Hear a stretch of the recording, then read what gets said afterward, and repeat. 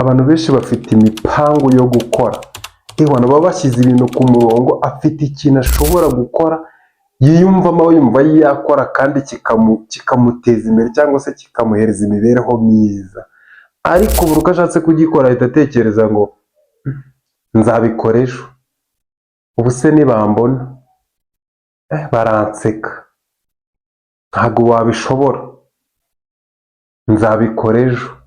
Ayo ngayo ni amagambo cyangwa se bimwe mu bitugize bikunda kwica imipango n'intego dufite kugeza aho bisinzirije ukarangira neza. Ngiye kukubwira ibintu bine birimo birakwangiza, ariko turahita tuvuga n'uburyo wabikosora.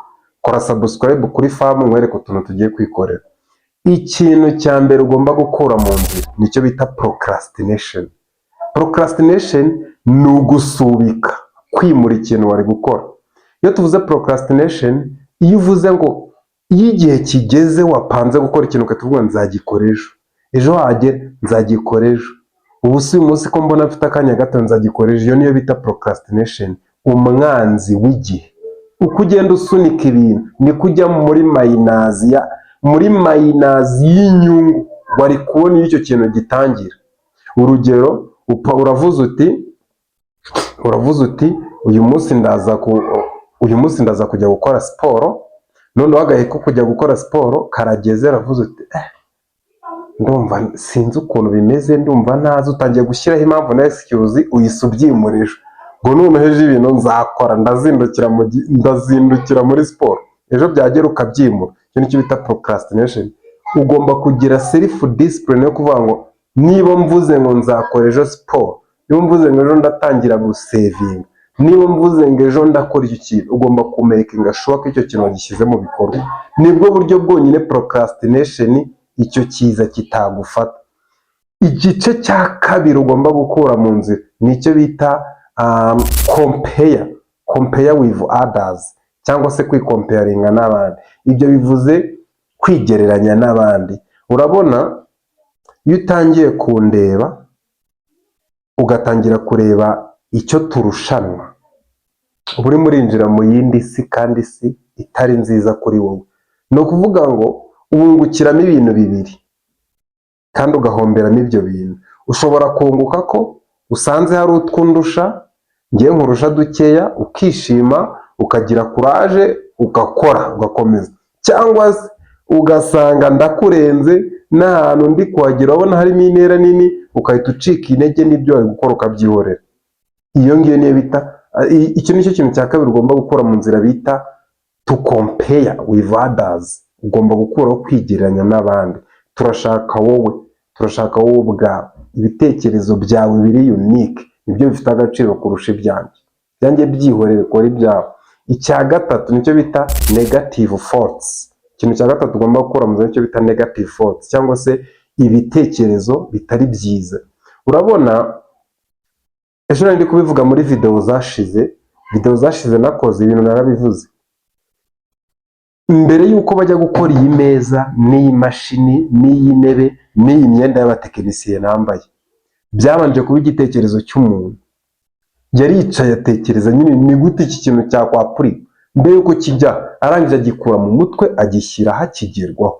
Bivuze ngo ibitekerezo ni umuyobozi w'ibikorwa byose byashyizweho.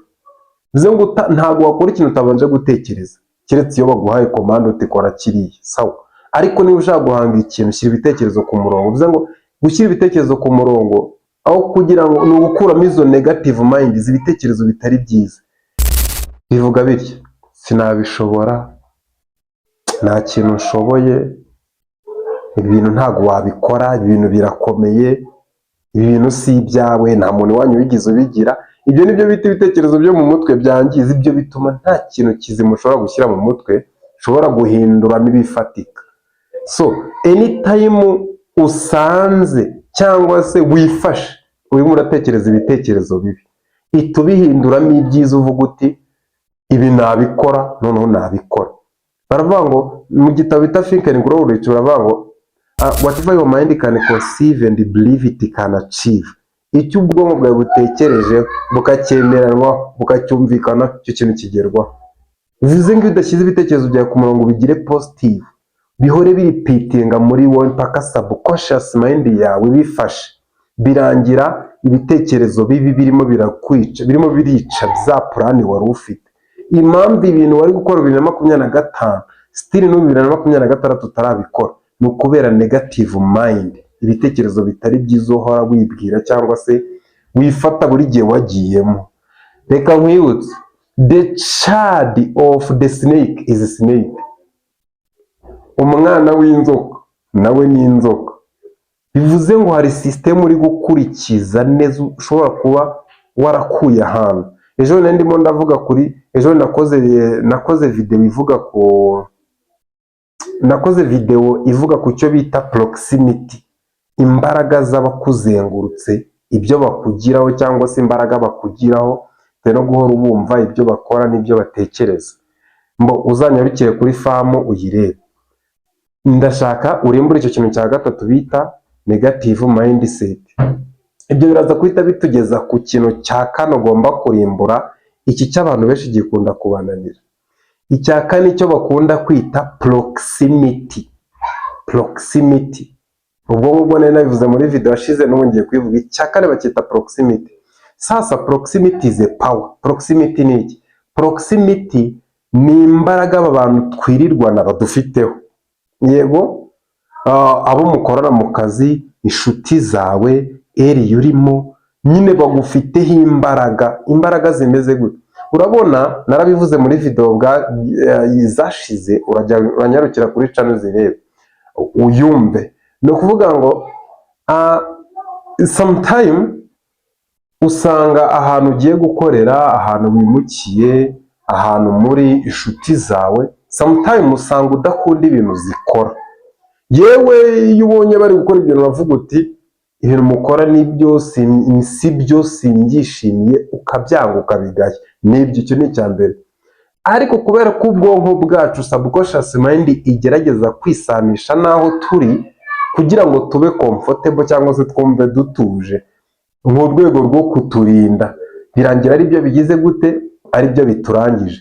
Bivuze ngo proximity iyo ubashije kuyikuraho imbaraga abantu mwirirwana bakugiraho, kuyikuraho ni uburyo bubiri cyangwa se butatu. Ni ukureka izo nshuti zawe, niba zitareka ibyo zikora bibi utishimiye udashaka gukora ukazivaho, cyangwa se ukagenda ugabanya igihe muba muri kumwe. Niba ari ku kazi, inshuro wumva batega amatwi akaba ari nkeya, izindi ukaba urimo urumva ibiganiro bifungura mu mutwe kugira ngo urwanye nyine sosiyete uri gukoreramo. Ushobora kwimuka cyangwa se ukumva ibindi bintu bitandukanye n'ibi. Bitari ibyo ngibyo birangira ibyo bakora bikugizeho ingaruka. Niba badatekereza ku bya business, niba badatekereza ku byo kwizigama, niba badatekereza ku byo gutera imbere, niba nta muntu utekereza ukuntu mwakora nyine mukarenga urwego rurimo, ubwo bivuze ngo abo ni wowe, nta bundi buhamya utegereje bw'ukuntu uzaba umeze mu myaka 5. Ihita wireba umuntu, itureba umuntu umaze imyaka 5, 6, 7, 8, 9, 10 aho ngaho ko ameze. That's exactly how you will look like. Kora subscribe kuri famu, niba uri kuri TikTok ukora like, ukore follow kugira ngo twunguranye ubumenyi. Ciao ciao.